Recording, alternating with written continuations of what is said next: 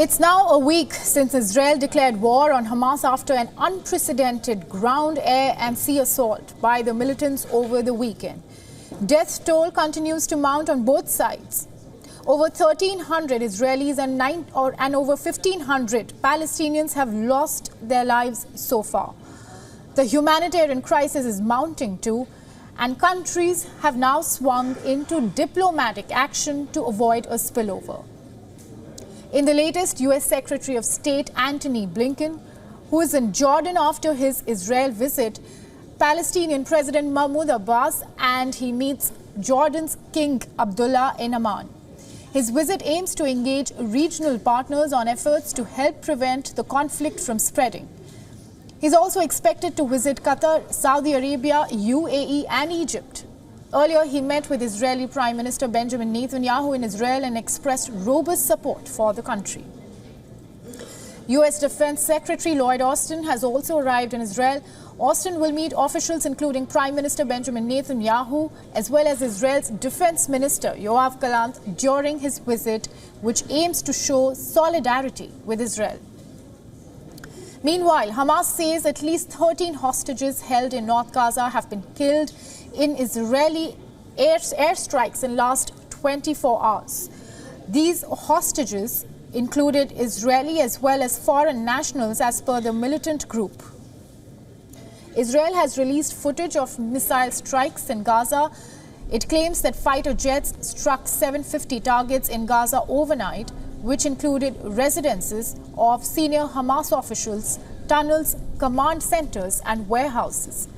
Israel has called for the relocation of 1.1 million Palestinians in Gaza to the enclave's south within the next 24 hours. Palestinians fear it could be a precursor to a planned Israeli ground offensive following a deadly Hamas militant attack. The UN has urged Israel to call off the Gaza evacuation order, while Hamas has rejected the order. Tensions are also mounting on the Israel-Lebanon border. Israeli troops, tanks and vehicles were deployed and on standby along the border. As West ramps up its diplomatic efforts in the region, Iran has called on Islamic and Arab countries to form a united front against Israel. Iran's President Ibrahim Raisi accused Israel of a genocide. Tehran has also reportedly offered to host an emergency meeting of the Organization of Islamic Cooperation. Meanwhile, Iran's foreign minister has warned that if Israel's bombardment of Gaza continues, the war may open on other fronts, which is seen as an apparent reference to the Lebanese group Hezbollah. Human Rights Watch accuses Israel of using white phosphorus munitions in its military operations in Gaza and Lebanon. The use of such weapons puts civilians at risk of serious and long-term injury. Gaza siege continues. Israel says the siege will remain in place until Hamas release of some 150 hostages taken after Saturday's assault. Red Cross says Gaza hospitals risk turning into morgues. The Israeli army has said it has bombarded the Gaza Strip with approximately 6,000 bombs containing 4,000 tons of explosives since Saturday when it began the strikes.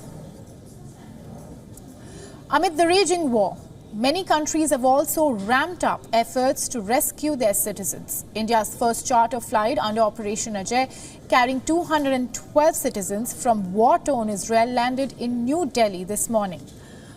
More than 200 Nepali nationals who evacuated from Israel also returned home today, while a flight with 377 French nationals evacuated from Israel landed in Paris. As the Israel-Hamas war continues to rage, Israel has called for 1.1 million residents of northern Gaza to relocate to the south of territory within 24 hours amid massive bombardments in retaliation for Hamas attacks.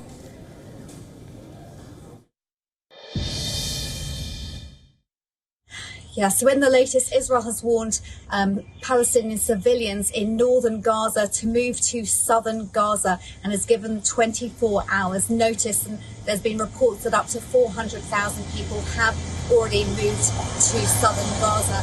Now, we know that Hamas uses civilians as human shields, and Hamas has told the Gazan civilians not to listen to Israel's warning and saying that it's fake news. The UN wanted Israel to withdraw the warning, and Israel says that it's trying to minimize harm to civilians and said that the UN's response was shameful and it's doing what it can to save Palestinian lives, while at the same time trying to defeat Hamas, which is hiding in tunnels that Hamas built under residential buildings. Now, Israel is expected potentially to launch a ground offensive targeting Hamas at some point, perhaps after midnight, because they said it was a 24-hour warning and it was given just before midnight last night.